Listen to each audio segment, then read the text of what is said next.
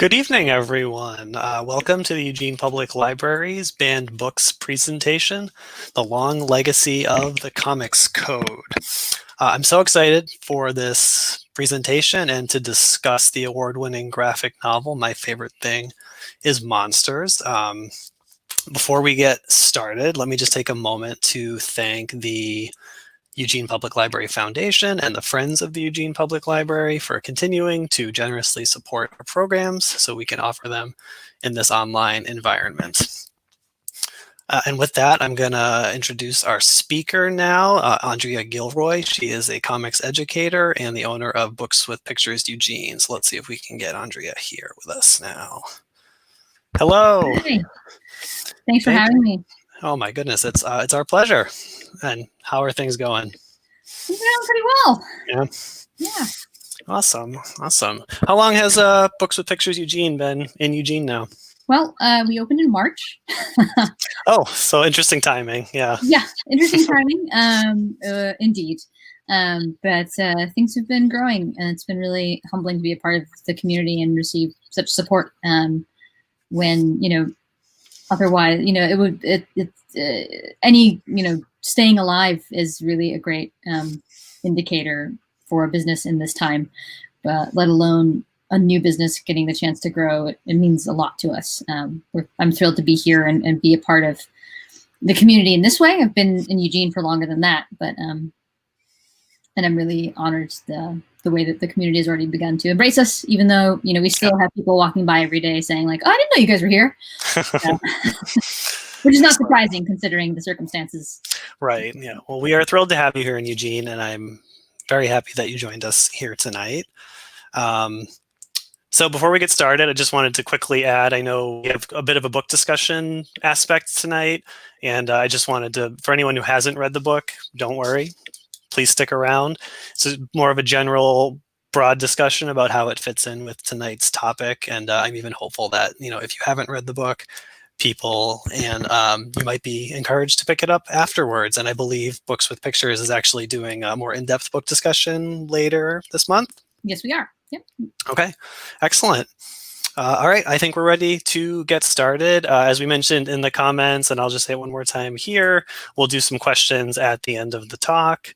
And with that, I am gonna turn it over to Andrea and let's get your presentation up here. Okay, take it away. Awesome. Well, thank you so much. And thanks again to everybody for tuning in tonight. Thursday night is plenty to do, I'm sure, especially on the early days of fall. As Andy mentioned, I am a comics educator. I came here to Eugene actually initially in 2008 for grad school. I earned my PhD in comparative literature here at UO in 2015, and part of that was teaching a lot of courses. And a lot of that was about comics. My specialty is I study comics and comics history. And I taught college courses here at the UO, also at Portland State for a few years. And Books with Pictures Eugene is my newer endeavor. And we'd love to have you come by sometime. And we are right downtown on Olive and Broadway, a little bit tucked back. And as we mentioned briefly, we've been open since March. We are currently open. Of course, you have to wear a mask, sanitize your hands, but otherwise you can come by and browse the books, and we'd be happy to talk comics with you. So, to the meat of the evening. When the library asked me to do a talk for Banned Books Week, I was pretty excited. Not because I like banned books, but rather because there's a particular moment in American history that sort of fascinates me endlessly, and it just happens to be about comics and censorship.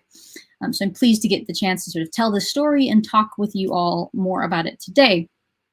I think a lot of people know a little bit about the Comics Code, or maybe have some sense that there was something about banning comics in the 50s, but I think the scope of the story and how some of its tendrils have sort of continued to reach into the modern day and also address a lot of questions and concerns that we still have is really what fascinates me most about this time. So in the talk tonight, I'm going to take on kind of three interconnected threads. It's going to be a little bit of a long and winding journey, but the plan is that they'll all tie together by the end. So the first is a history of how the Comics Code comes to be, what the things that lead up to it are, what the major events are, what the Comics Code is. This moment really kind of has it all as far as a moment to talk about. It means a lot to comics history, certainly, but it shapes the popular perception of comics really for the next 70 years. I think the way that people think about comics today is still affected by the moments of the establishment of the Comics Code and the way that comics get talked about in the 50s. But it's bigger than comics too. The establishment of the code is a microcosm of a lot of the conversations we still have today about censorship, about what children's literature or what is good for children, about literacy, about the purpose and value of art. Continued fear of youth, though we don't tend to word it that way, but there are lots of ways in which moral panics tend to be about our fear of youth and societal change. And unsurprisingly, systemic racism, classism, and misogyny often tend to be a part of these conversations. The second sort of thread is a question. Why do we think comics are for kids? This is the perception that I'm talking about. And I use that we term broadly. I hope that you know that I probably don't think comics are just for kids, but I think a lot of people tend to have a sense that comics, well, they're for kids. Some maybe aren't, but really they're kind of for kids. And of course, there are more answers to this question than just what I'm going to talk about tonight, including the denigration of visual literacy, so the way that we value the ability to read images over the ability to read words. But there's a lot more.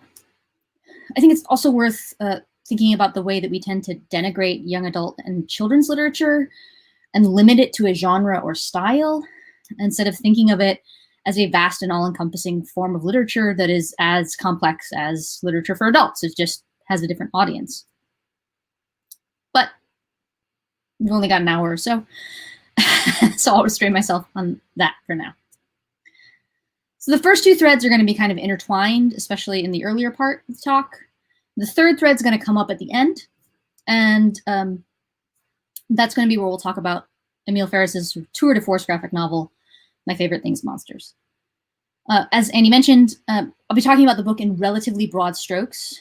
We'll be thinking more about it as an object that's part of this legacy and its place in comics history. So if you haven't read it, I think you will still be able to understand what I'm saying. And I think hopefully it will encourage you to read it. I think if you have read the book, hopefully this will give some context that you might not have thought of before. And if you want to talk more about it, as Andy did mention, it is our book club book this month. We do a virtual book club every month at Books With Pictures Eugene. And you can check out our Facebook page, events, for more details there. So before we get going, one quick note on terminology. I use the term comics to refer to the art form that encompasses graphic novels, comic books, comic strips, anything that is a comic. It's a singular plural, which gets a little awkward sometimes, but just so you know. And I'm resisting the urge to give you a history of the entire comics form, because that would be hours. But it is useful to know that definitions of what makes a comic vary. Some scholars will count cave paintings and wall paintings as comics. Others have a stricter delineation that starts somewhere in the 18th or 19th century. And of course, how you define comics will determine how you think about them. But regardless, the point that I want to make is that regardless of how you define them, comics have been around for a really long time and has never been for one particular audience, which might seem obvious to some, but if I had a nickel for every time I read a hey, wham, bam, pow, comics aren't for kids anymore article, I would probably have all my bills paid by now. But because we're going to be talking about a moment in American history, I'll begin with newspaper comic strips, because that's really a great American innovation in comics, is the birth of the newspaper comic strip.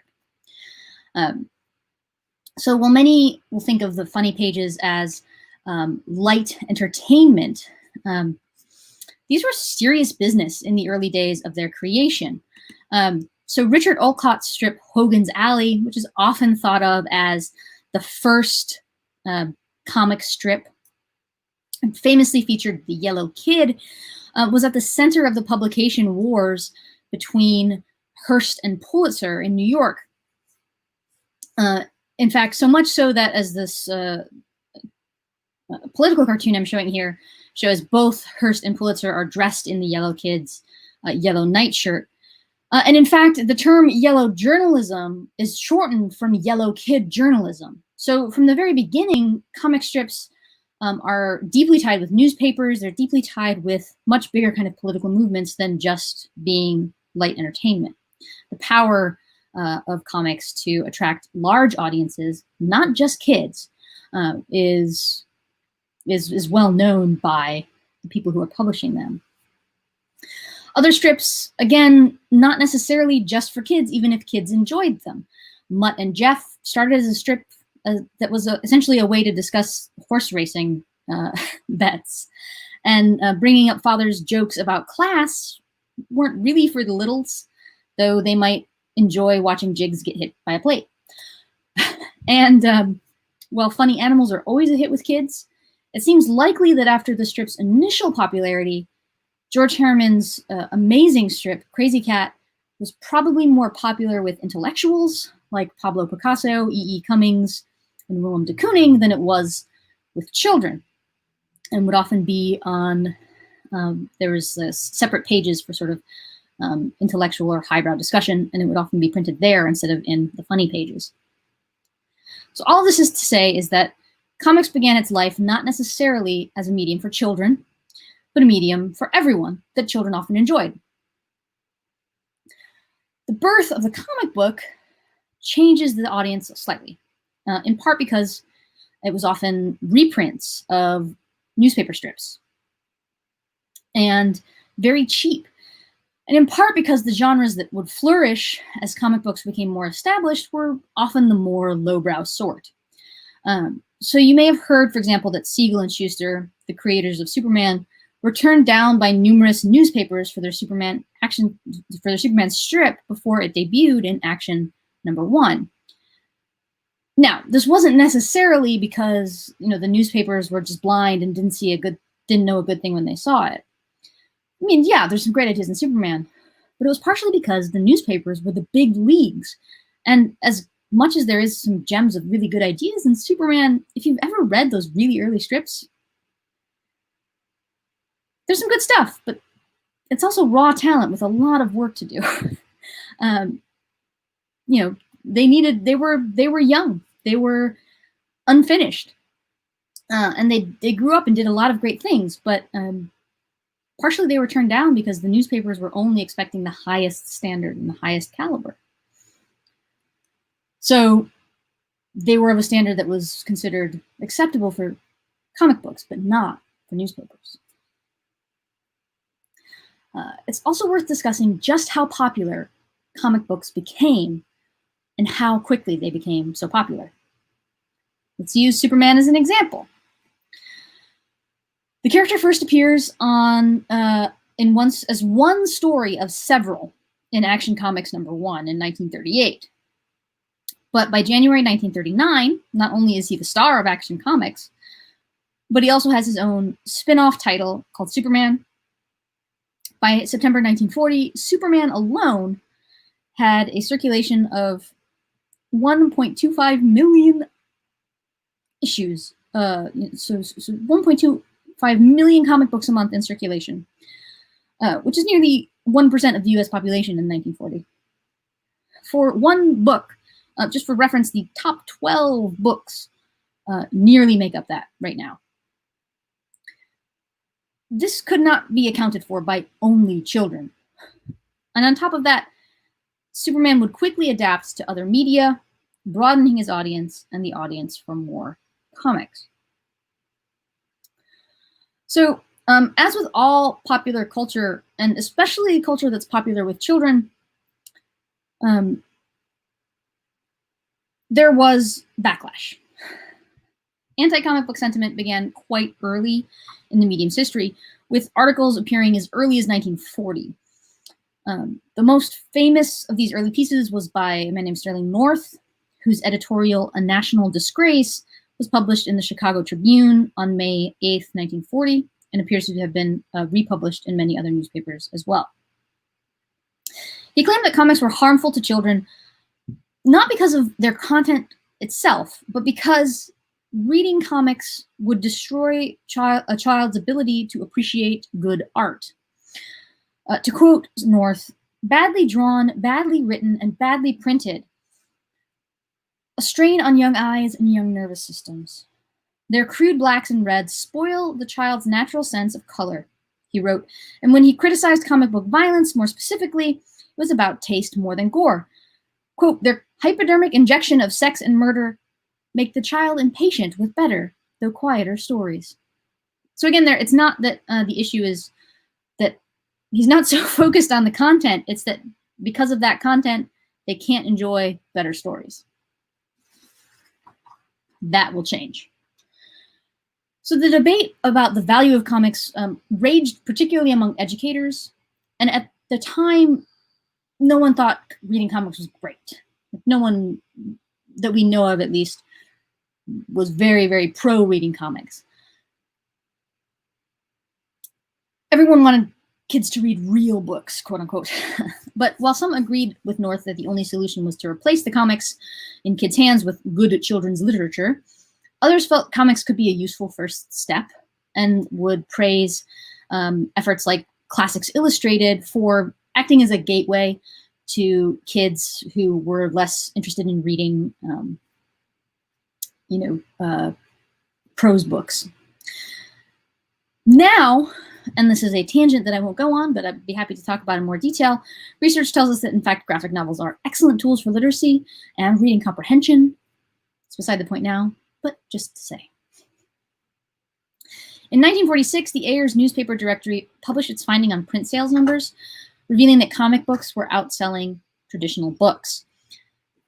But let me provide a more specific, in fact, jaw-dropping number.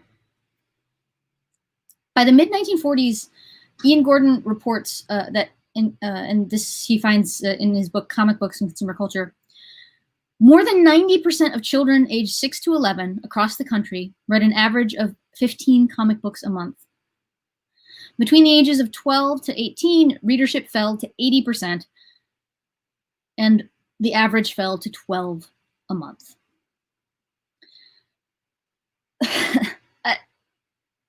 The market saturation is impressive. Of course, this is before TVs were a major source of entertainment, but to think of a point at which there is some concern about comic books, and in fact, it is now revealed that they are selling massively, and when you scratch the surface, perhaps they didn't have this exact data, but 90% of kids reading 15 books a month. When it falls, it's 80% of kids reading 12 books a month. That is a staggering amount of saturation of comic books. And this is, of course, not to say that adults weren't also reading comic books. In fact, it's kind of hard to believe that an 18-year-old will turn 19 and immediately stop reading comic books. So this notion that the comic books are taking over, that they are kind of taking over children's minds and imaginations, really kind of begins the real panic. And on top of their continued and growing popularity, by the mid to late 40s, publishers are beginning to cater to different audiences and market books with darker, more mature imagery. Children who began reading comics in the mid to late 30s when they first appeared, comic books that is, were now teenagers and young adults. Teens were young adults. And their tastes were changing. As well, cheap and light comic books became a favorite entertainment of American GIs abroad in World War II. They could roll them up, stick them in their rucksacks, bring them along. Didn't matter if they got destroyed. And the military would even use comics for training manuals, some in fact drawn by the great Will Eisner. So by the mid-1940s, the audience is shifting as well, and new genres such as, this is a great picture forgot to show it, of just some of the numbers of folks reading comics from all across the spectrum. But some of the new genres begin appearing, including things like crime, romance, and horror comics in particular, which will become some of the centers of the attention of our censoring boards. In 1948, come back to that in just a second. In 1948, the anti-comics movement finds its figurehead in Frederick Wortham. Wortham was a German-born psychiatrist specializing in child development. He had been working in New York and opened the low-cost mental health clinic, the Lafarge Clinic in Harlem, where he specialized in helping Black youth, which was a particularly underserved community. His writing during that time would eventually be used in the Supreme Court Brown versus Board of Education case, and he would also testify in that case, which would result, of course, in national school desegregation. So how does a guy like this become, at least in comics history, one of its greatest villains? Well, Wortham in his studies found that many what he called juvenile delinquents read comic books, and he felt that there must be a connection between juvenile delinquency and comic book imagery. So beginning with an article in Collier's called Horror in the Nursery, Wortham began publishing about the dangers of comic book reading quite regularly. He wrote about crime comics, and then that they literally taught children how to commit crime, and how the violent imagery of crime and horror comics would make children violent. And while Wortham was far from the first person to make these arguments, as I mentioned before, anti-crime sentiment or anti-comic sentiment had begun in the early 40s. It had been simmering for a while. As a celebrated psychiatrist with national acclaim and research to back his claims, he had steam behind him that few other people did. In the time between 1946 and 1954, excuse me, when we have the Senate's Subcommittee on Juvenile Delinquency and the publication of Seduction of the Innocent, which is his book that is the culmination of his research on his anti-comics research, excuse me. Over 16 comic book burnings are held across the United States. So Wortham is opposed actually to kind of all comics, not just crime and horror comics, although crime and horror comics do take up the majority of his attention. He had a lot to say about superhero comics, as a matter of fact. For example, he thought that Superman was a fascist, to quote Wortham. Actually, Superman needs an endless stream of ever-new submen, criminals and foreign-looking people, not only to justify his existence, but even to make it possible. It is this feature that engenders in children either one or the other of two attitudes. Either they fantasy themselves as supermen with the attendant prejudices against the submen, or it makes them submissive and receptive to the blandishments of strong men who will solve all their problems for them by force. He thought Batman and Robin modeled a homosexual relationship, claiming, quote, only someone ignorant of the fundamentals of psychiatry and the psychopathology of sex can fail to realize the subtle atmosphere of homoeroticism which pervades the adventures of the mature Batman and his younger friend Robin. And Wonder Woman, quote, the lesbian counterpart to Batman, he said, in no small part because her comics apparently showed, quote, an extremely sadistic hatred of all males in a framework which is plainly lesbian. As I've been reading his words, I've been showing you the pictures, which may be construed as backing up his points, but I imagine that some of you laughed at the quotes. Superheroes are complex symbols capable of many meanings, and for years, for example, people have performed queer readings of people like Batman and Wonder Woman. But I've included this evidence to inject a little balance into the discussion of Wortham's ideas. He's often portrayed as kind of a quack, but he wasn't really making things up. Superman does use force. It might be strange to hear him being described as a Nazi, especially after all of the sort of patriotic propaganda he was used in World War II. He does use force. As I mentioned briefly a moment ago, there's a lot of queer subtext in Batman. I bet people listening have made those jokes, especially after the sort of camp classic of the 1960s television shows. And forget subtext, Wonder Woman is practically a queer text, frankly, especially if you read the Golden Age stuff. That is a much longer talk, and if you ever get the chance to hear Professor Ben Saunders give his talk about the creation of Wonder Woman and Moulton Marston, do it. It's great.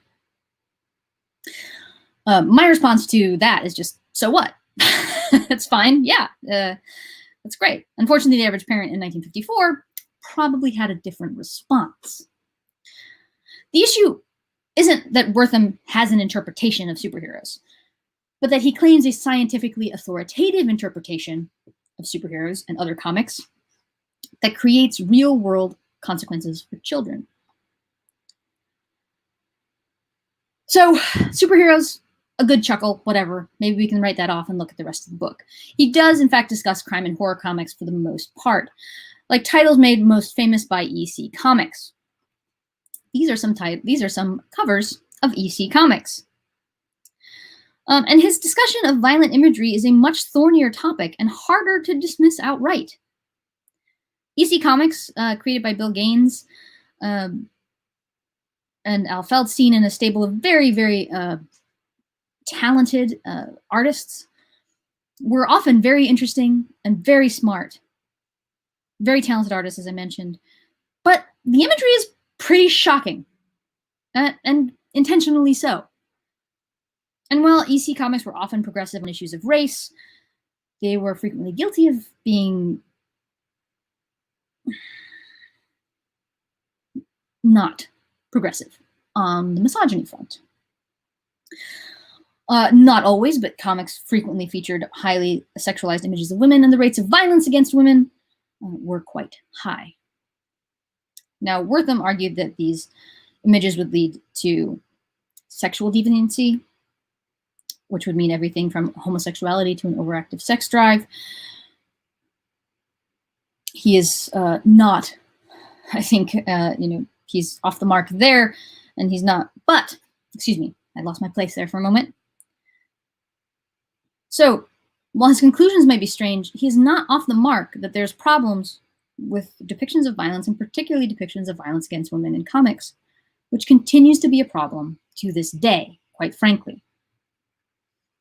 Likewise, while I don't necessarily agree with him that violent images make people violent, this is a conversation we still have to this day, particularly about violent music, violent movies and television, and especially about violent video games. Can images shock, harm, and frighten young people? And if they can, how can we protect young people from those images that they shouldn't see? Whose job is it to decide? And should any images simply be banned? Who gets to draw those lines? These are complicated questions we still struggle with in different ways. And this was especially complicated in the 40s because there weren't comic shops. That may seem weird. Why would comic shops matter? It mattered because comics were sold in general audiences, in newsstands and drugstores, just in a comic rack. So there was no reason that Vault of Horror didn't sit right next to Casper the Friendly Ghost. They're both about ghosts, right? Wortham wasn't a prude for prudence's sake. He genuinely believed that absorbing this kind of imagery caused children harm, and that, therefore, it was incumbent upon adults, as caretakers, to remove the source of harm from children who didn't know better. So for me, the biggest issue with Wortham isn't so much that he struggled with these questions, because they're hard. The issue is that, as scholar Carol Tilley so succinctly puts it, he, quote, turned a single teenage boy into several different people. He borrowed phrases and ideas from colleagues and acquaintances, rather than his own research. He exaggerated and distorted evidence. He manipulated, overstated, compromised, and fabricated evidence. For more detailed discussion of exactly how he did this, you can check out Professor Tilley's 2012 essay in Information and Culture. And if that wasn't bad enough, I tell this story in part because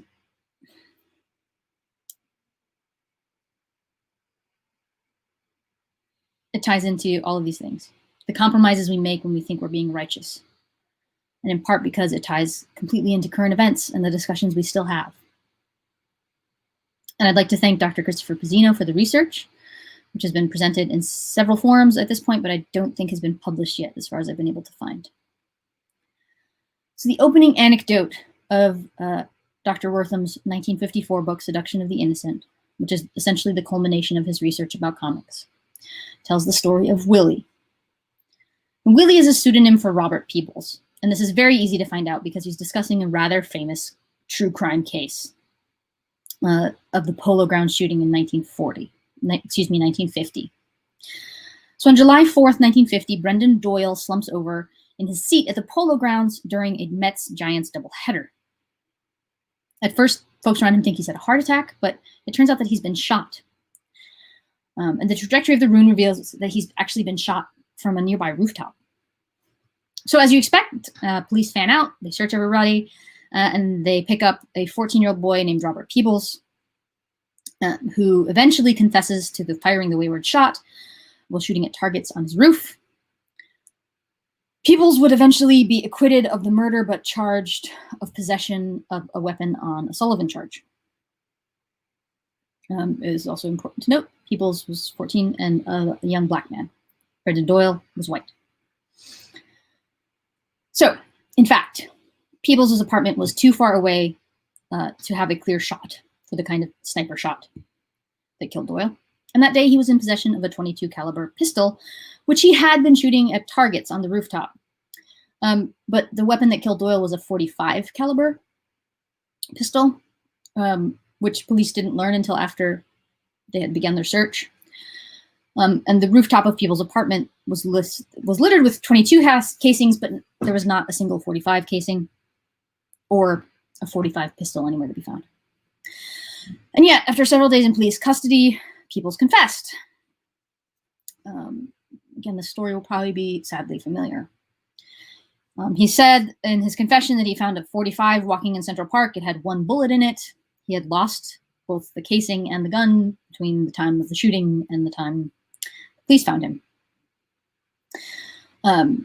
This confession came after having been questioned for several days without any advocate, lawyer, or social worker available to him. In addition, the police jailed his great aunt, who was his caregiver, and told him that they wouldn't let her out until he confessed. They even let him call, I have a picture of Peebles here, young Peebles. They even let him call the aunt after she was released to confirm that she had been released.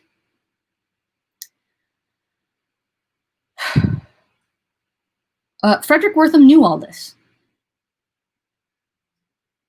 He knew this because it had been written to him in a letter by a colleague and fellow psychiatrist, Hilda Moss, who was working closely on the case. He also received letters from Robert Peebles' social worker telling him details about the trial's failure.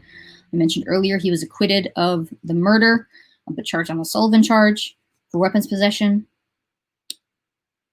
In that social worker's letter, he was told that the judge did not find the police narrative particularly convincing. In fact, in Wortham's own notes, he claims to know Peebles through his work in the Lafarge Clinic and shows his own doubts at the boy's guilt. But a single comic book was found in Peebles' room. So by the time Seduction of the Innocent comes out, the story looks like this. In the court, the judge stated, "We cannot find you guilty, but I believe you to be guilty." With the statement, he committed Willie to the reformatory for an indefinite stay. Editorials blamed the boy's aunt, reproached her for being irresponsible in training the youngster. But was she? Investigation revealed that Willie had been a rabid comic book reader. His aunt had become alarmed and forbidden him to bring such books into the house, but the flood continued. Moreover, workers at the public child guidance agency assured the aunt that she could let Willie read all of them he wanted. Some of Willie's books are before me as I write. Smudgily printed and well-thumbed, they are unabashed chronicles of violence and sex. Here, the lecherous-looking bandit overpowering the attractive, scantily clad girl. Here, a detailed and graphic sequence of pictures illustrating a mugging. In addition to crime, gunplay, and murder galore, bright-colored advertisements of guns announce, "Get a sweet shooting blank and get in on the fun." This, by the way, was a Daisy Red Ryder BB gun ad, but continuing. Years of working with maladjusted children have convinced me that the unwholesome stimulation of such comic books contributes to marked delinquency. Contributes markedly to delinquency, excuse me. Essentially, though there's possible plausible deniability in here, Wortham throws Peebles under the bus. He takes his story, even though he knows what really happened, and twists it, turns a boy into a probable murderer because he read comic books, to make a great opening story.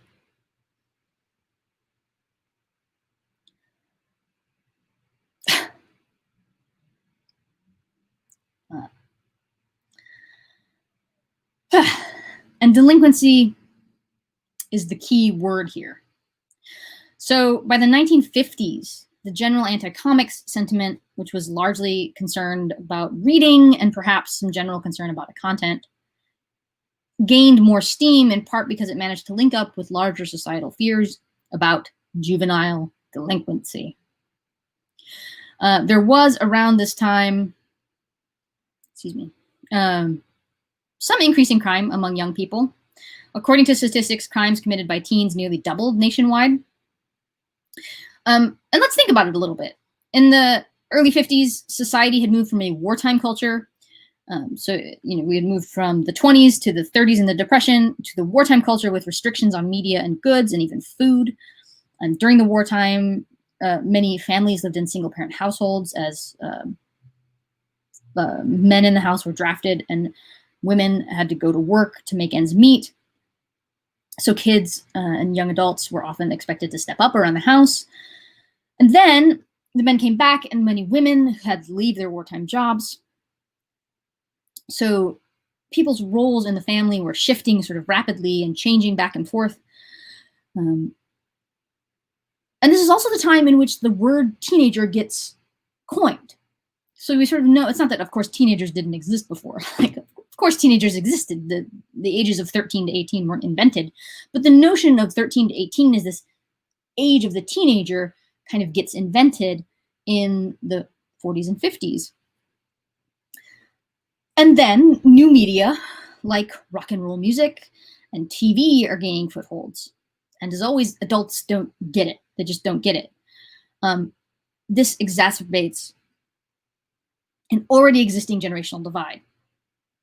So you can see a lot of reasons why perhaps there was a doubling of crime, but perhaps there also are different interpretations of why certain things are getting classified as crimes and why certain things aren't, and how we're defining what crime is in this new era. Regardless, adults were pretty sure that what was causing this spike in crime and delinquency was the media, the new media. And of course, that is easier to fix than societal shifts. Right? It's easier to ban rock and roll and comic books than to understand what changes in the family mean. Or massive changes in urban housing versus rural housing and those sorts of things. So it's too difficult.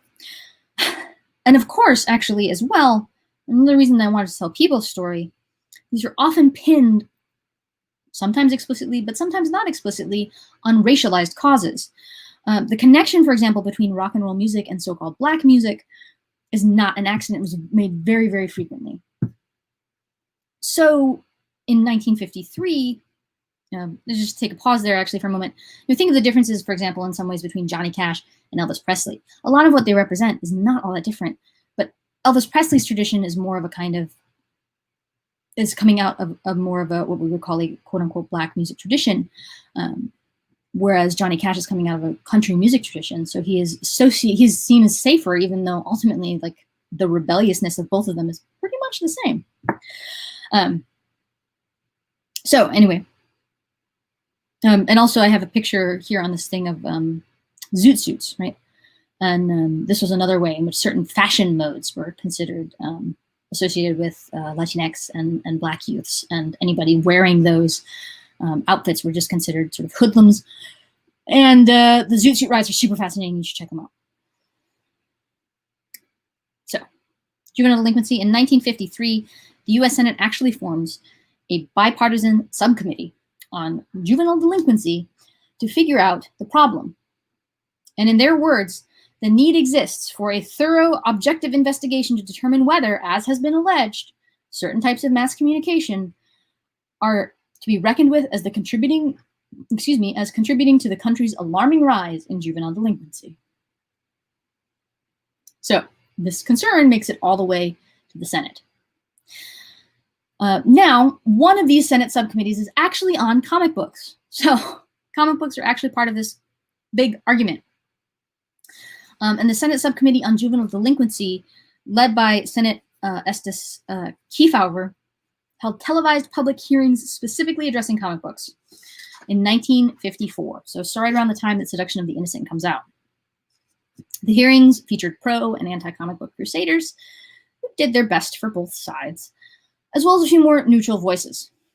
But the star witnesses were undoubtedly Frederick Wortham, whose positions I've discussed in detail at this point, and Bill Gaines, the publisher of EC Comics. A few images from the subcommittee there. The brand that I sort of mentioned earlier when talking about horror and crime comics.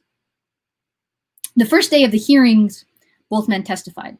Gaines' testimony is better remembered, but not for its success. Perhaps the most famous exchange of the hearings took place between Gaines and Chief Counsel Herbert Beezer. The comic that they'll mention I will bring up here in just a moment. So Beezer asks Gaines, "You think a child cannot in any way, shape, or manner be hurt by anything that the child reads or sees?" So again, this question of legitimate harm being caused to children. Gaines replies, "I do not believe so." Beezer follows up. "So there would be no limit to what you would actually put in magazines. Only within the bounds of good taste," says Gaines. Beezer, "Your own taste and accountability?" "Yes," says Gaines. Senator Kefauver interjects at this point, "Here is your May 22nd issue. There seems to be a man with a bloody axe holding a woman's head up, which has been severed from her body. Do you think that is in good taste?" Gaines answers.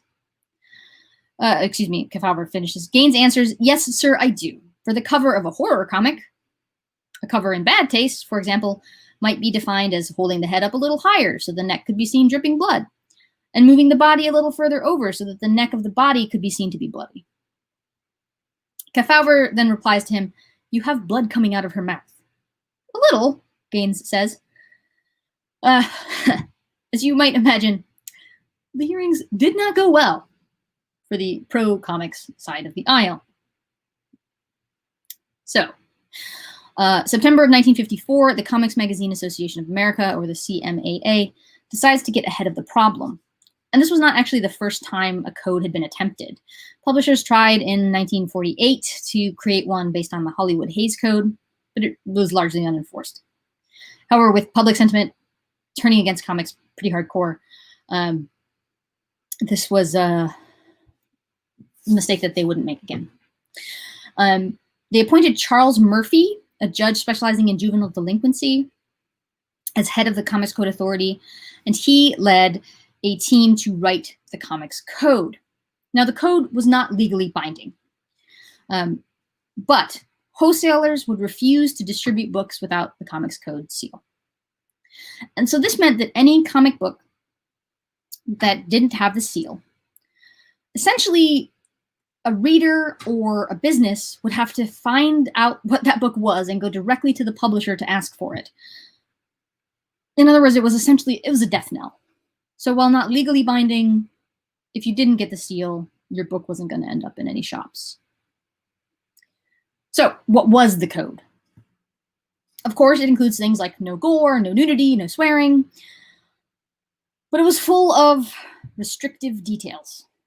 You can read the whole thing online, but interesting highlights include authority figures like policemen and government officials have to always be portrayed respectfully. Good guys always have to win over evil, and evil can never be presented alluringly. There shall be no zombies, vampires, ghouls, or werewolves, or cannibals. Slang was discouraged. Good grammar always. And forget representation, even references to physical afflictions and deformities were to be avoided in speech. And when it comes to relationships, parents were to be treated respectfully, and romantic relationships had to emphasize, and I quote, the value of the home and the sanctity of marriage. Between this and restrictions against portraying, quote, illicit sexual relations and sexual abnormalities, any depiction of homosexuality in villains or heroes was certainly off the table. Even old material, this is Charles Murphy, by the way, even old material was subject to the code if reprinted, and it had to be brought into compliance. We'll come back to those in a second. Take, for example, these Joe Simon and Jack Kirby Captain America pages. In this Red Skull page, the earlier comic had to tone down the zombie-like features by changing the face shape and making his hand flesh-toned. More tellingly is this page featuring Fang. The issue here wasn't the racist yellow peril imagery, apparently. No, Fang's large head was too grotesque, and the woman chained to the table had to go. While the code did say ridicule or attack on any religious or racial group is never permissible, it was instead often used as a bludgeon to homogenize representation in comics to make it palatable to white middle-class tastes. And the most famous example of this, once again, is in EC Comics. For a little while after the establishment of the code, EC Comics tried to publish comics in compliance. So in February 1956, a story gets rejected. And so Gaines tries to submit a well-known pre-code story called Judgment Day, which originally appeared in Weird Fantasy number 18 in 1953. Had to change the name Weird Fantasy because weird was not allowed in the titles of comics anymore due to the code. The story, by writer Al Feldstein and artist Joe Orlando, was about an intergalactic ambassador named Tarleton visiting the planet Sabrinia to determine whether it was ready to join the Galactic Republic. Sabrinia's robot the robot guide on Sabrinia reveals a world ravaged by terrible prejudice, where orange robots oppress blue robots because of the color of their sheathing. The officer Tarleton tells the robot guide the planet isn't ready to join the Republic yet. It needs to be more enlightened. And in the final panel, as he flies away, Tarleton takes off his helmet to be revealed, as you see here, as a black man. The story was quite celebrated, and even Ray Bradbury wrote into the comic to praise the story. However, when comics czar Charles Murphy got a hold of it, he rejected it. He demanded that they change the story so that the main character was not black. Gaines was furious. The whole point was that the main character was black, like, obviously. And there was nothing in the code about a character's race. So, according to accounts, there was a heated exchange between the two, where Gaines threatened to inform the press of Murphy's objection to the story, and Murphy eventually relented, but then said, well, I'll publish it if you remove the sweat from the man's face. As you might be able to read here, the final panel refers to the sweat on the man's face. So this is not a good faith request. This is a purposeful attempt to pull the story. There were more expletives, Gaines accusing Murphy of interfering specifically with him in EC. And even though the story did eventually get a seal, Gaines would shortly thereafter quit making comics entirely to concentrate on Mad magazine.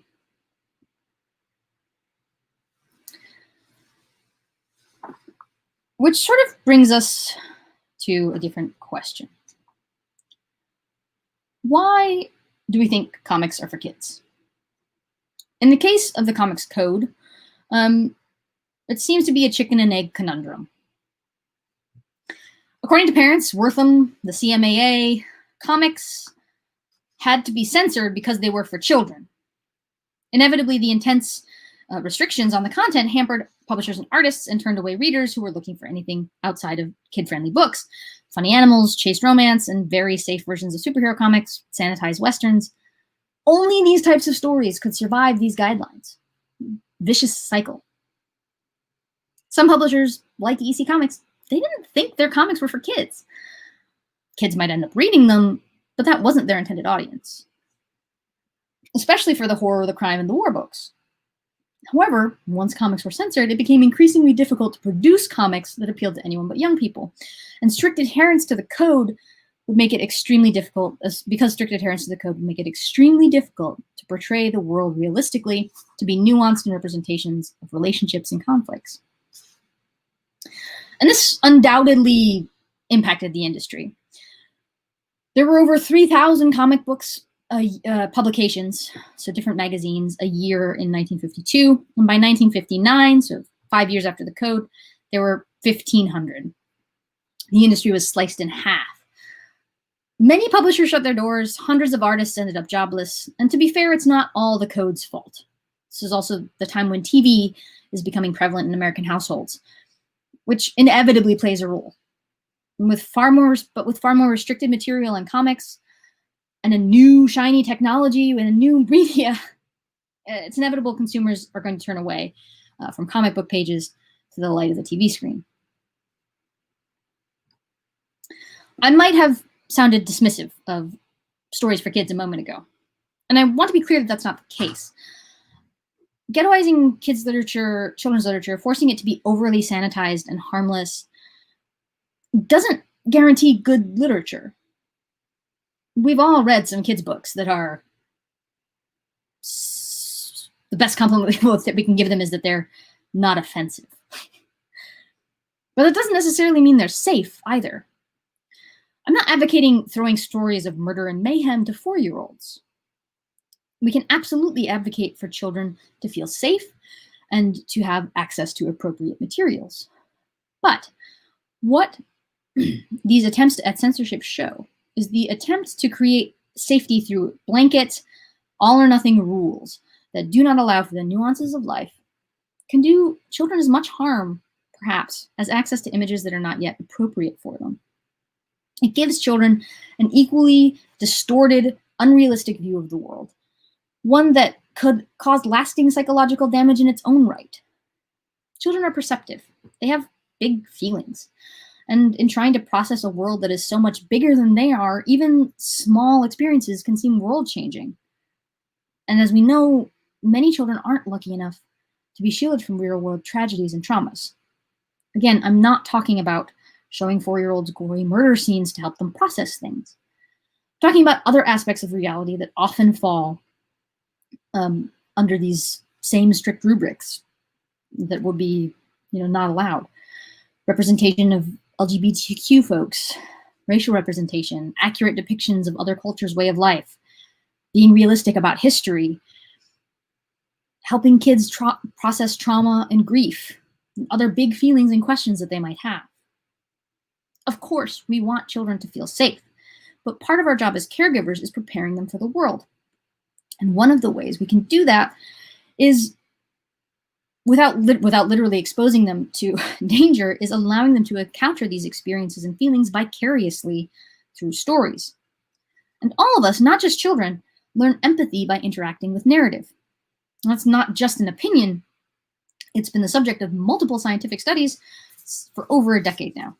To quote Megan Schmidt in a recent article for Discover magazine, a 2014 study showed that elementary school and high school students in Italy and the United Kingdom became more empathetic towards immigrants, refugees, and gay and lesbian people after reading Harry Potter.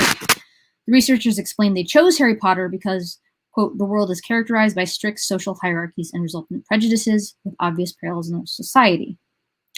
I'll pause here to mention that this is precisely why J.K. Rowling's recent move towards such vocal anti-trans discrimination has been so harmful and disappointing.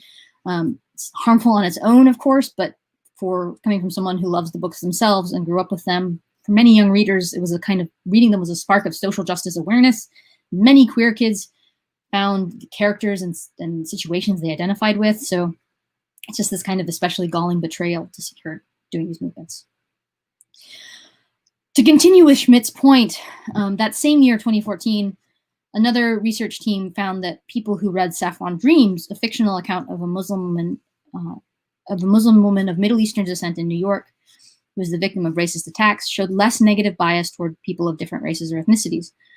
Participants who only read a summary of the book or a work of nonfiction on the subject did not show the same shift in views. You can read that whole article in Discover.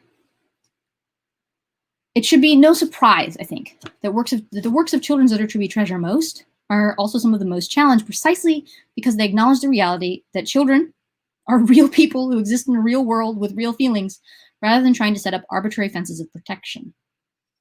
The most challenged books in America of the past 30 years, not just children's books, but all books that have been challenged, include Bridge to Terabithia, Are You There, God? It's Me, Margaret, In the Night Kitchen, The Giver, A Wrinkle in Time, The Witches, James and the Giant Peach, His Dark Materials, Roll of Thunder, Hear My Cry.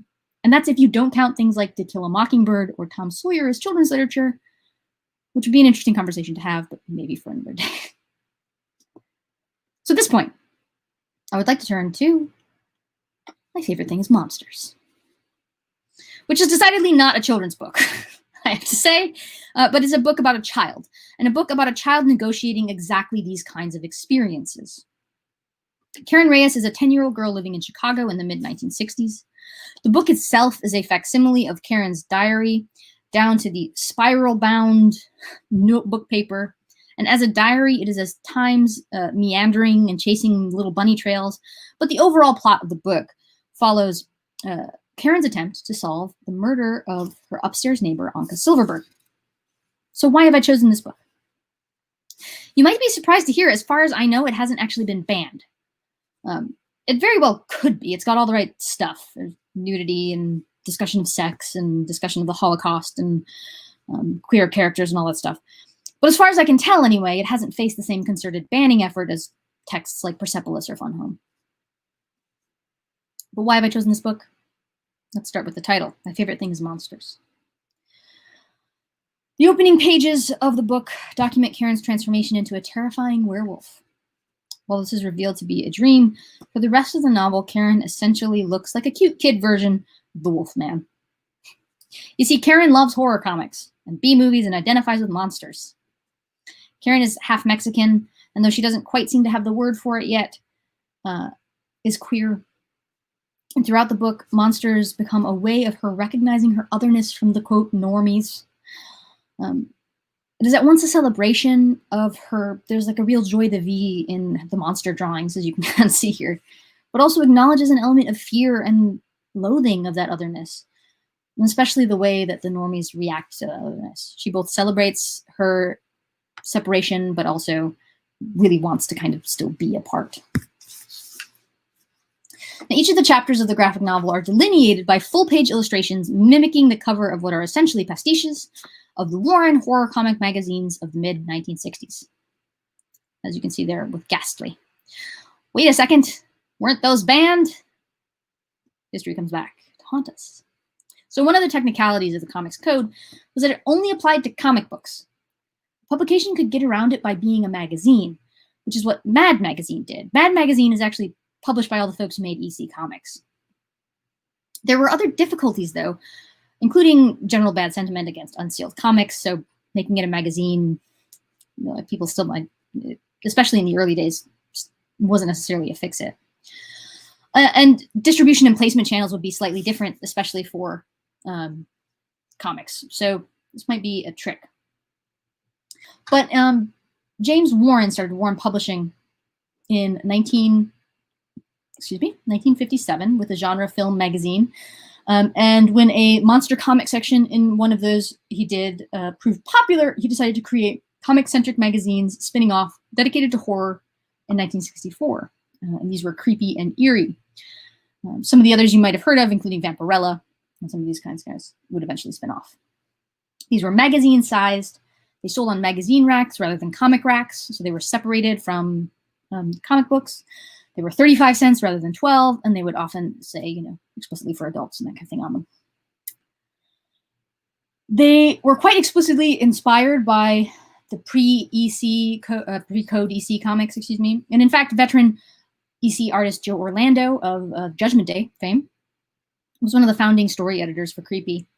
And they used many other EC alum to do the art inside and do the stories, including Frank Frazetta, Al Williamson, Johnny Craig, Johnny Severin, Wally Wood, and many others.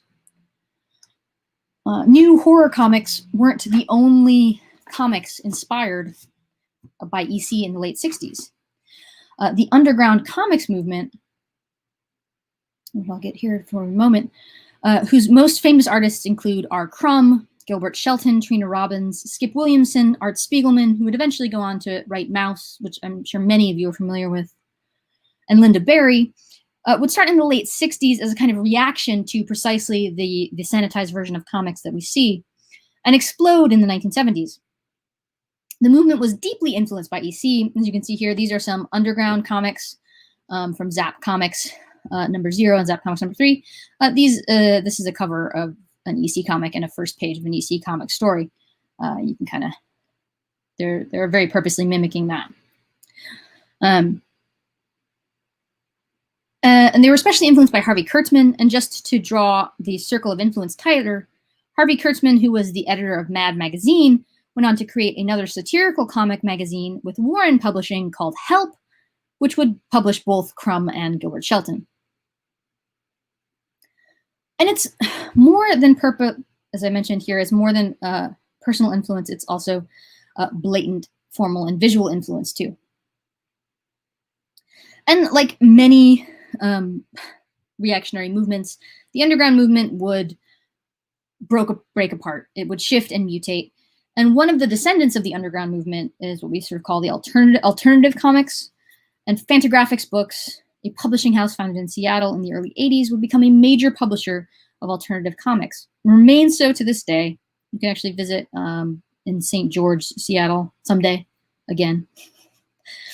And it highlights, Fantagraphics Books always highlight new and exciting artists who challenge the limits of the comics form. Which brings us back to my favorite thing is monsters. They are, where's my thing? There you go. They're the publishers of the book.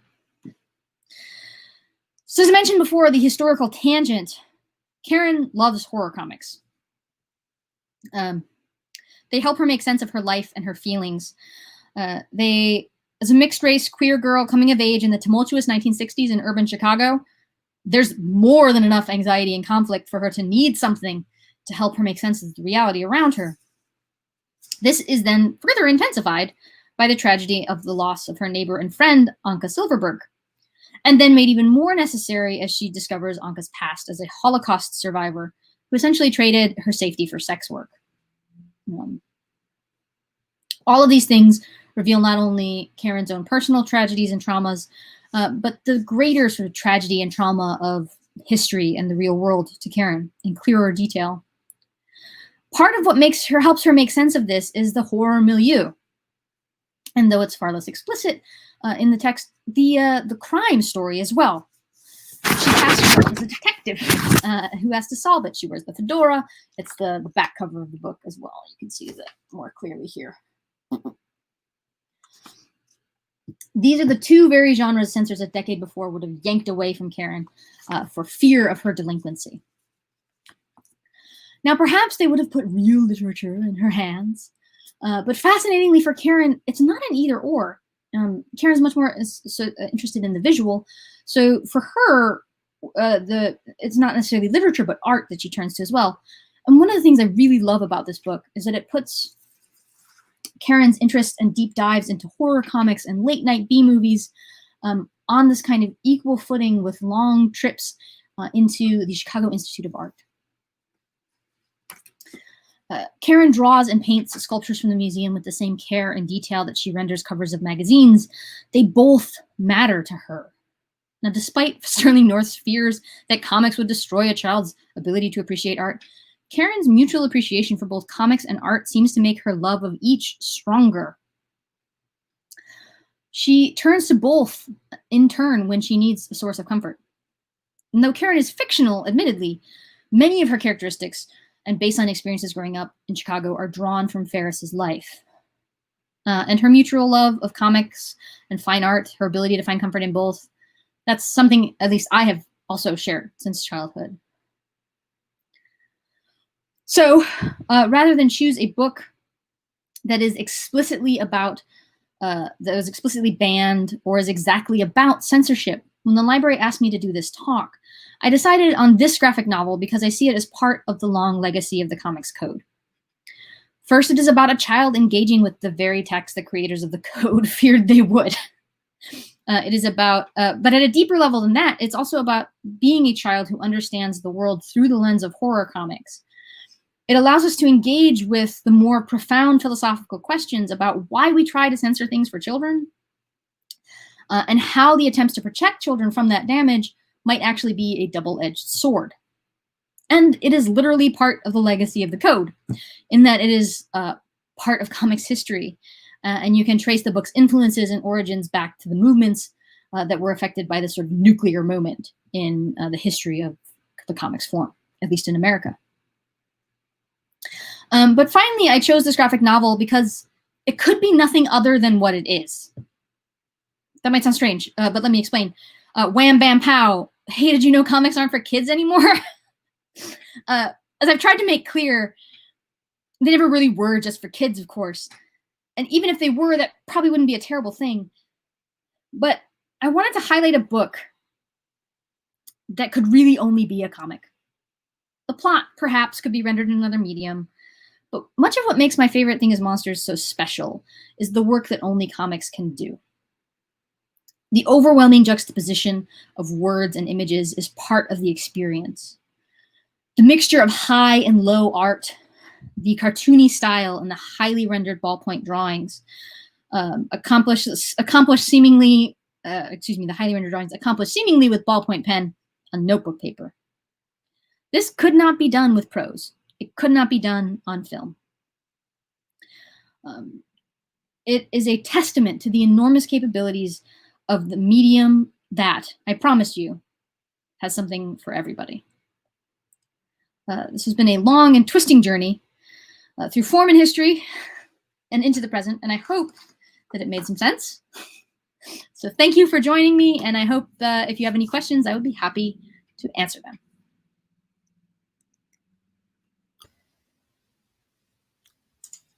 Thank you so much for that. That was a wonderful long journey to go on, and I can't thank you enough. It was totally fascinating. So we have a few people still watching, it looks like, so maybe we can just wait a second and see if there are any questions. I guess I could ask a question. Sure. So where is the Comics Code now? Does it still exist? It does not, not functionally, but it existed until about 2010, which often surprises people that it stayed around. Yeah. It shifted a lot. It began to kind of change and lighten a little bit in the 60s, and went through several stages where it was challenged. Famously, a couple of Marvel stories that were very explicitly anti-drug but showed drug use had to be published without the code, because any depiction of drug use, even if the ultimate message was anti-drug use, was against the code. So there's a famous Spider-Man story, for example, that has that, and that sold pretty well. Like there wasn't a problem with it. And so then eventually, like, these kind of things were taken into account. DC, Marvel kind of stopped following the code a little bit earlier. DC still printed the code until about 2010. They were some of the last holdouts, but around 2010 they stopped publishing books with the seal on them. One of my favorite things is there's a moment in a big crossover event where a character took over as Batman for a little while, so they were essentially in Batman's place in Detective Comics, and she was a lesbian. So she was on the cover of Batman, the Detective Comics, and it had the seal on it. So like that's just that winding journey that, all the fears of Batman being homosexual and teaching children sexual deviancy, and then like somehow all these years later, a lesbian character taking over for Batman could get the seal on it. I was like, well, here we are. But yeah, I mean, it had lost a lot of its power in part because it was so easy to get around, and in part because of, I think, also the rise of graphic novels. Once you're publishing things in book format, the code didn't apply there either. So. Yeah, oh, that's elegantly simple workaround. Yeah, I wouldn't even have thought of that. Yeah. Okay, well, we just had one comment too that said "great lecture" with many exclamation marks. I think your talk tonight was much appreciated. Oh. How about before we go, you did such an impassioned pitch for My Favorite Thing is Monsters. What's one other thing that's really good in the comics world right now that you might recommend readers check out? I should be better prepared for this question because it's always the question, and it's always like, yeah, sorry. I do the same thing when people ask me about, fine. Yeah. Here comes my brain. It can come back. So I mean, I hesitate recommending it in part because it's like sold out everywhere. But the new Slaughterhouse-5 adaptation is actually really, really excellent. Adaptations are always a kind of they're tricky sometimes because they're often relying on the cultural cache of the novel that they're adapted from, more than necessarily being interested in what comics can do. And the folks who made it's Ryan North, and there's one other person involved who I'm forgetting at the moment. But the folks who did the work on the Slaughterhouse-5 adaptation really were able to take some of the weirdness and use a lot of the kind of visual imagery and the layering that Vonnegut creates, and create something really special with that adaptation. Ali Broche has a new book out, which is super exciting, from Hyperbole and a Half. She kind of disappeared from the internet and then suddenly is like, I have a new book. And then like, also sold out everywhere. I think we have one of each left in the store. A Bitter Root has a second book in the series coming out pretty soon. I really like Bitter Root. It's a really great kind of sci-fi monster horror story. If you're enjoying Lovecraft Country and you want to see something similar but not exactly the same in comics, Bitter Root is amazing. And the second volume is about to come out, so it should be out very, very soon. Excellent. And if I'm not mistaken, My Favorite Thing is Monsters has a second volume forthcoming. Is that right? Yes, it does have a second volume forthcoming. I think early next year is the current plan. Excellent. And we did get one question while we were chatting about books. I'll just read it out to you. I read that many banned books in current libraries involve the LGBTQ community. Is that changing at all? Or are those stories still lumped with what are viewed as nefarious parts of society? Yeah, I mean, I wish I could say it was not, but it seems like it really is an issue. Certainly, for example, I'm obviously more aware of what's happening in the comics world.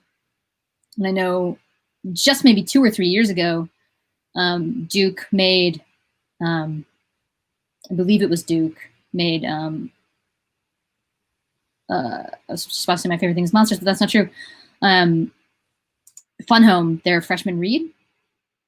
And there was a ton of controversy about it. It became this huge deal because there's, lesbian relationships and lesbian sex or whatever in it. And, it was just this huge kerfuffle because it was considered, profane or whatever. And Fun Home is very, very frequently on list of banned books. Precisely because of the LGBTQ content. So I wish that it wasn't still an issue, but it often is, and especially is for children, most unfortunately. So things for kids that have LGBTQ content are very, very frequently on banned lists. Well, thank you. Looks like we're all set for questions. Maybe ready to let you go for the night. You've done so much. I think you should get some rest. So, thank you again so much for this wonderful talk, and I'm looking forward to people being able to check it out on our YouTube live channel after the fact. And so, Andrea, have a great night. Thank you again. No problem. Thank you for having me. Bye. All right.